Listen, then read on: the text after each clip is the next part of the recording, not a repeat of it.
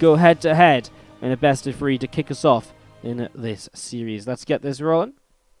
Let's see what's going to happen on Ascension to Aya, map number 1. To the top left-hand side, our blue Zerg player representing Splice. Give it up if you're going to be cheering on soO. I do want to hear what you guys are thinking in terms of who you feel is the favorite in this group. Do you think it's one of the Zerg players, or are you rooting one of these Zergs on today? Maybe you're looking for one of the Terran players to advance on through. Let me know. Would love to hear what you guys have to think about all of that. And especially if you're going to be cheering on this man in the bottom right-hand side of the map, the red Zerg player. Give it up, friends, if you're cheering on soO. I like soO, so I'm going to cheer for him, says Arius in the chat. I want to hear it, guys. I want to hear who you guys are supporting. I want to hear who you guys want to see winning these matches today and moving on through the bracket, moving on through the group into tomorrow's playoffs, where we will have best-of-5 semi-finals and a best-of-7 final as well. So let me know, and as we get set up into this, we'll see what will develop here over the next few moments for the ZvZ. So far, we've actually not seen an early pool or anything, which is something a lot of players have been playing with in the past editions of the OG6 start. We've seen that early pools can just be so deadly, and especially if you don't deal with them correctly, because you just have to play against them with such low economy compared to what you're used to playing against them as right now. It really does require kind of a very different way to approach kind of defense against early pools, which is pretty interesting, of course. Don't want to be the bandwagon type of guy, says Shea Oda in the chat. Hello to you, by the way. But Innovation was really strong at GSL versus the World, so I wouldn't be surprised if he takes it all. I mean, definitely a possibility. The guy, I mean, the thing is, when you look at these groups, though, everybody you look at and you're like, well, you know, they could win this entire tournament. Sure, Innovation probably has looked to be in the best form out of all of them recently, but, I mean, look at soO. This guy goes to GSL finals all the time. soO is someone who's been a Premier League finalist and victor in the past year or so as well. Bjorn is our reigning WCS champion over, after winning BlizzCon last year, so it really is kind of insane, the players we have just in this group. And don't forget, Gumiho and Zest are going to be waiting in the playoffs already for two of these players. First out of the group, we'll play Zest in the semi-finals. Second out of this group, we'll play Gumiho in the semi-finals. Alright, so early game has been very passive, and that means that we're not going to see too much of an impact from the 6-worker start here to get us rolling in our first series of the day, or at least the first game of the first series of the day. Obviously, potentially 2 more games after this one, at least 1. So there's still time to see that kind of ZvZ early pool playstyle coming into action. As we do just see Balin has been thrown down by both players so far, just mirroring each other's builds, really not doing anything too crazy at this point.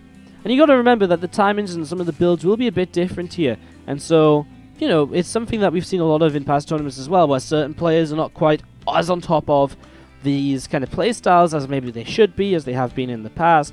As you expect them to be. Certain builds can catch people very off guard because they misread things a little bit, because they're not as used to seeing these builds anymore, because they don't play 6-worker starts, so all the timings are a little bit messed with as well. And so there's a lot of cute little mind games that we see being played and coming into play as the games go by, as we do just see. For now, though, nothing like that will really be happening in this first game, but it definitely is something to look at as a way that we might see some upsets coming through here. We might say that soO is definitely a stronger Zerg player than soO as of late, but if soO beats him here, well, I don't want to take away from soO that, it's just because they're playing on this mod.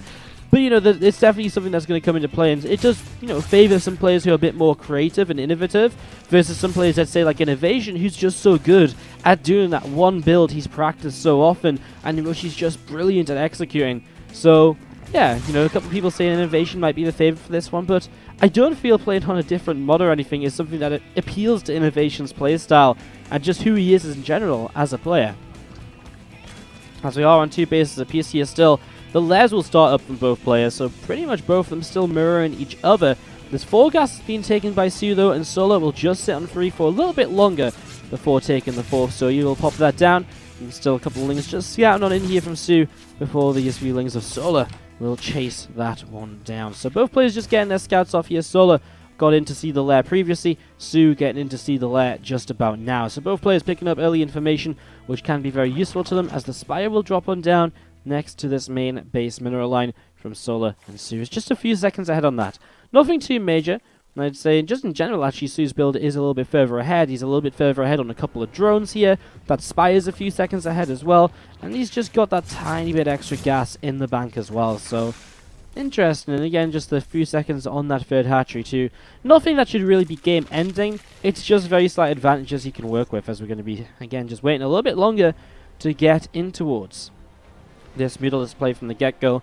And Mutiling Bane, or Mutiling, here from both players will be a very interesting one as we set up into it, because it is one of those playstyles that can be very aggressive, it can be very back and forth, it can be very exciting.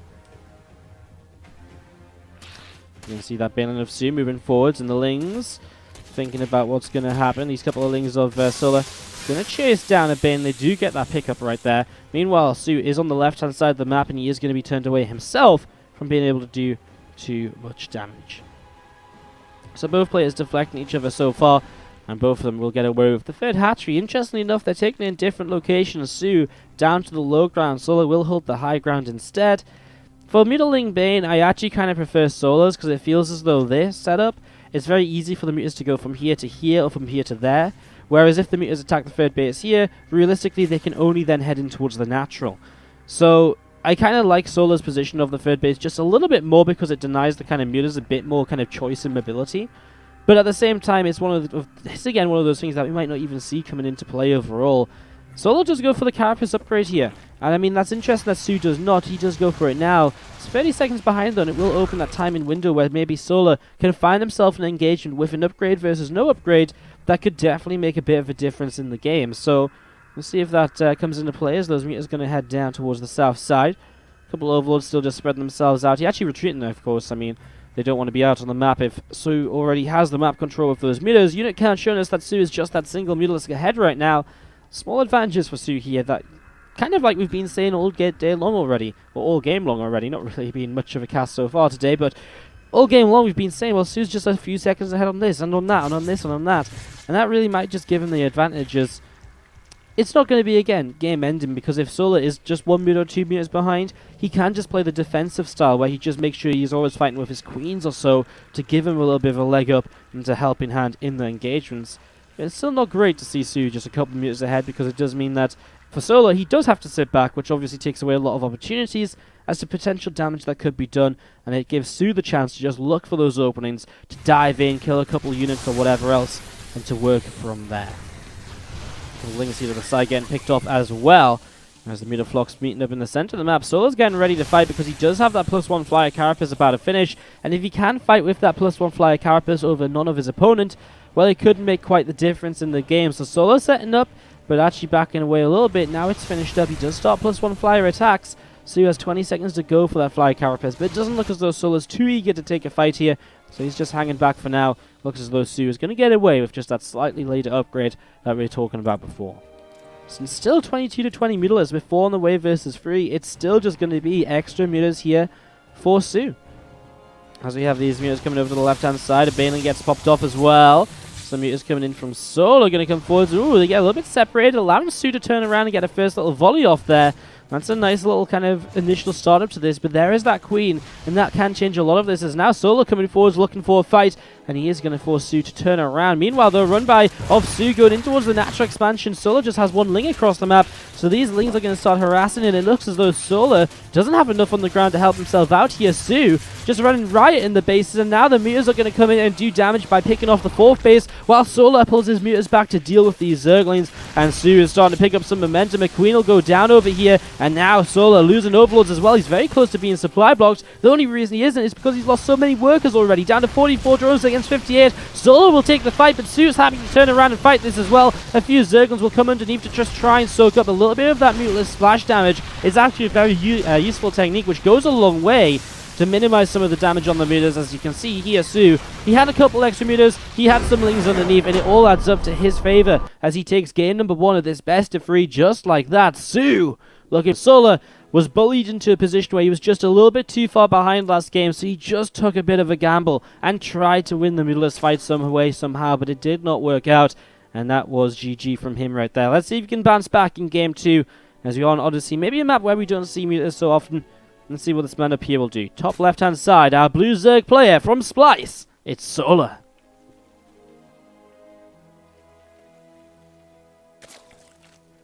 To the bottom right-hand side, our red Zerg player. Give it up, guys. If you're cheering on soO, who's up 1-0 in this best-of-3 series.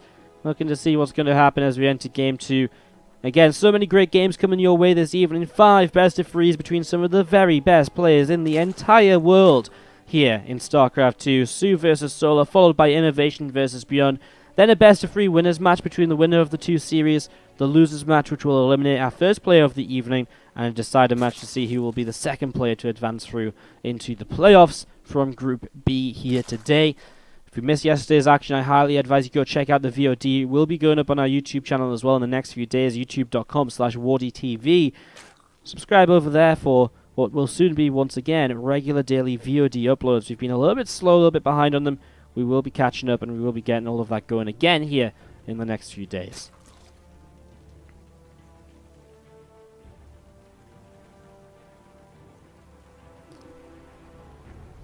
Set up, look to see what's going to be happening over the next few moments. A couple of lings on the way out from soO.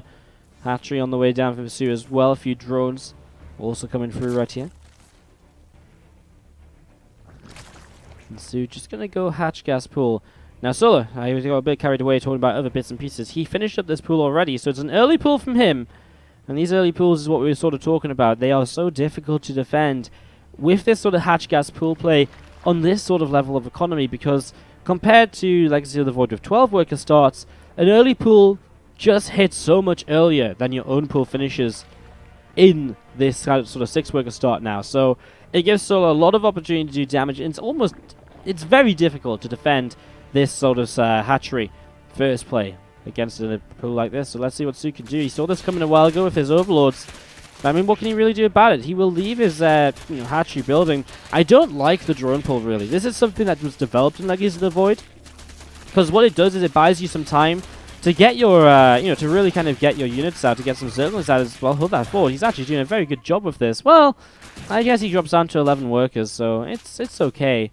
It's not brilliant, though, because there's still Zergling advantage here for soO for a few moments.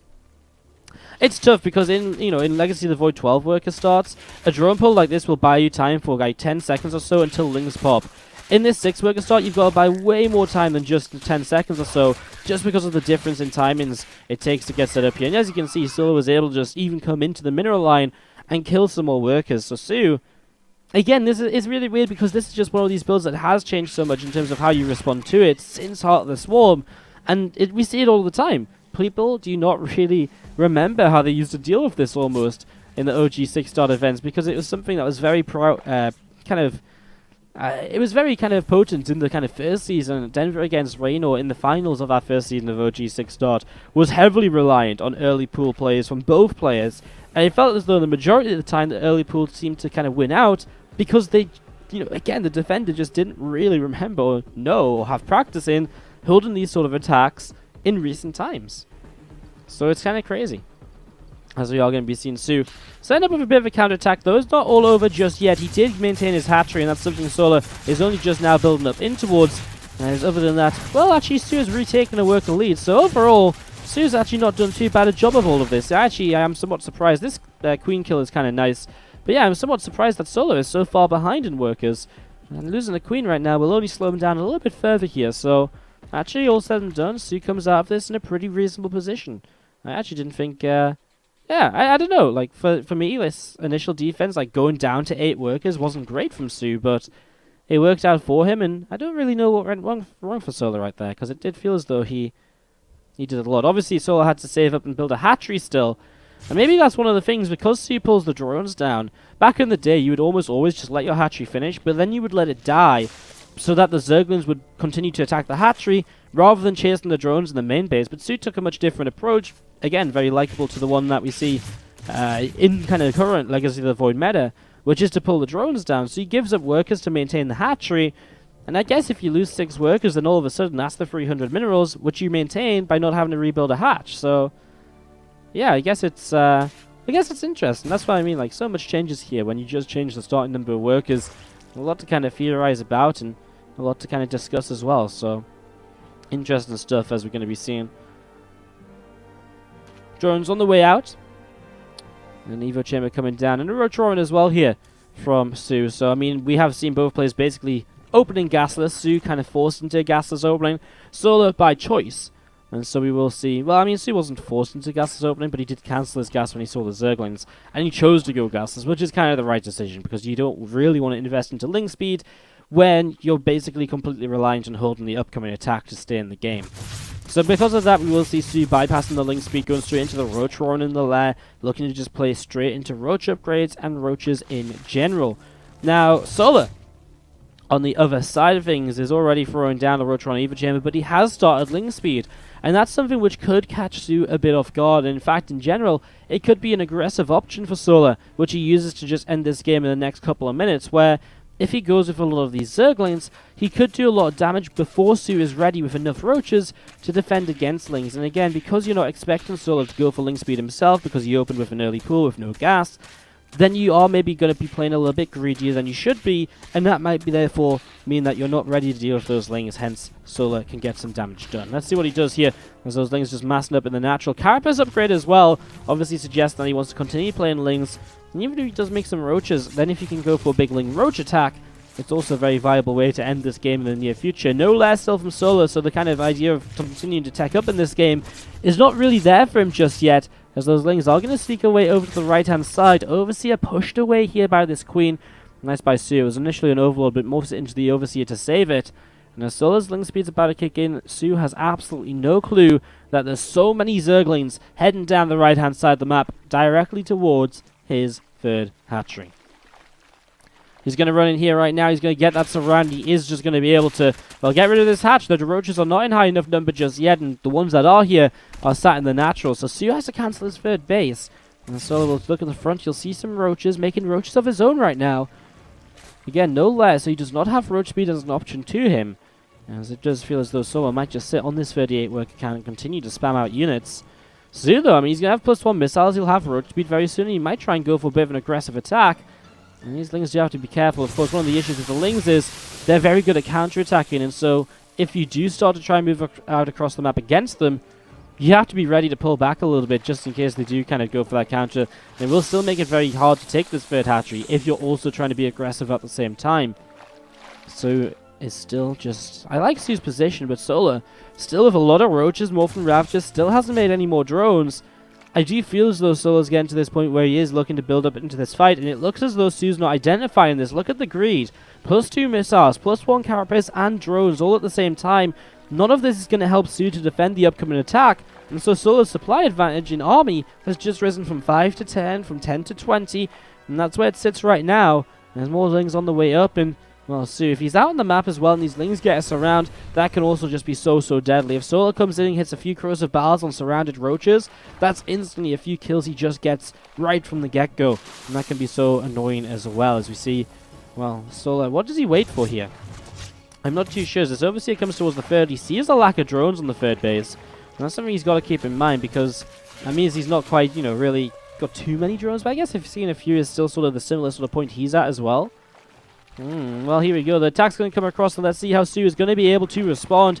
He does have a Roach on the Watchtower, which will reveal a little bit of this. You're going to see the Lings coming in. Now he's going to reveal a few more. soO just needs to stay clumped up together, really, to make sure that the Lings can't get too good of a surround. Still only a 20 army supply lead here from soO, who does have that +1 carapace to make those Lings tankier once again, back to absorbing 3 shots from the Roaches instead of just the 2. As you're going to see Lings approaching the front, so splitting up here, and here we go. Well, the initial corrosive battles come down. The Queen at the front throws 1 transfuse on the Spine Crawler. That Spine Crawler targeting Zerglings is not going to make very much progress very quickly, and soO has kind of caught up the ramp from dealing with those Zerglings previously. So soO in a bit of a tough position, and soO has corrosive battles to make that ramp really difficult for soO to work around. He can't actually get down the ramp because the Zerglings are blocking him as well, and now reinforcing Zerglings from the other side, and soO just has so much Roach Ravager left over at the third base. I mean, the third base definitely is going to fall. The question is, can soO do much more than killing the third hatchery? And right now, it's starting to feel as though he might just be able to do that. As Roaches pop out of these eggs on their own, he cancels a few more Roaches build. He's picking off a few on their own every now and then, turning around once more now. And soO, well, he's still got the Ravagers on his side as well, which are just going to put out so much damage compared to the units of soO. So he does have a carapace upgrade to work with as well now, so his upgrade advantage is there. Plus 2 missiles about to kick in as well, but his army supply is almost non-existent compared to what it once was, and that's going to be the main problem here, I feel, is another cancel on 2 more roaches on the third base, which has just fallen. And now soO pushes his way up, solar pushes his way up towards soO's natural expansion. He's going to stop those roaches from getting back in towards the natural. The corrosive files, like we mentioned before, are deadly on top of those roaches. They disappear, and solar can push on through. The natural expansion of soO is his, and there's going to be nothing to stop him. He's going to tie this game up, this series at 1 apiece. Great play, great timing by solar. Knew what he wanted to do. Stayed aggressive till the very end. Still a lair just in production for solar here. 11 minutes in. soO versus solar. Of course, after this, our second match of the day is Innovation versus Bjorn. Winners match, losers match, and decided match to continue. And that will be our group of the day. To the bottom left-hand side, kicking us off here in Game 3, it is going to be that Blue Zerg player from Splice. Give it up if you're cheering on solar. Bottom right-hand side. Red Zerg player. It's soO. Okay then, soO going to open with the 10 pool this time around. So looking for that very early pool as solar was looking for in that last game. We'll see if soO can find good damage with it, or if solar will be able to defend and be able to pull ahead in this series. So, pool starts on up, a few drones are on the way, and, well, more drones just mine away on this mineral line as well. Extractor being thrown down by soO, and he is just going to play 10 pool. Is this an extractor trick, or is he actually going to commit to the gas and play 10 pool Bane? It might be 10 pool Bane, a build that is kind of known back from, like, Heart of the Swarm days, Wings of Liberty days as well. Let's see what he wants to get up to here then, as we see that spawn extractor finishing up. A couple of drones going to start jumping into it, and seeing what they can get up to as Overlords crossing each other by. Hatchery comes down from solar, so it is going to be that roll of the dice here by solar. The hatchery first against some very aggressive play from his opponent. This is going to be very, very micro-intensive from solar to be able to stay alive here, of course, so let's see what he can get up to. He's going to be seeing these drones just continue to pop out, continue to get set up, and ready to roll.